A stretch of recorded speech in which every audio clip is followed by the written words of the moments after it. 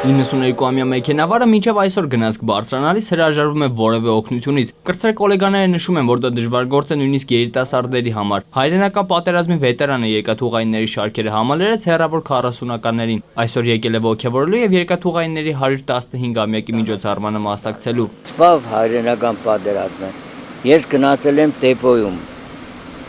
Ուչենիկ եմ եղել։ Մի տարուց հետո պրավա եմ ստացել այս Լեբեդյանկա պարավոզի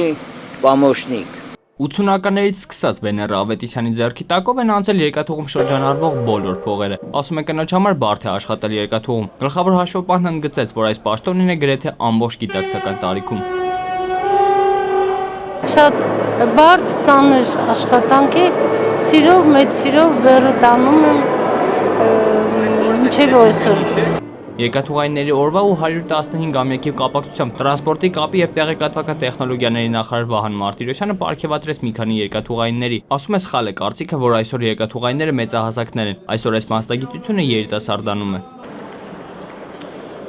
Երկաթուղին կսկսի ավելի զարգանալ, ավելի մեծ եւ ֆինանսական եւ տեխնիկական ներդրումներ կատարել,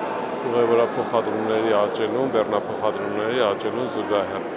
Նախարարն ընդգծեց, որ երկաթուղին այս տարի բոլոր ոլորտներում աճ է գրանցել։ Այժմ աշխատանքներ են տարվում բեռնափոխադրումներն ավելի արդյունավետ դարձնելու ուղղությամբ։ Այսօր ավտոմատացված ծրագրերը հաճախորդներին թույլ են տալիս բեռնափոխադրման բոլոր գործընթացներն անել օնլայն։ Աղվան Ասոյան, Գոր Ստեփանյան, ժամը լրատվական։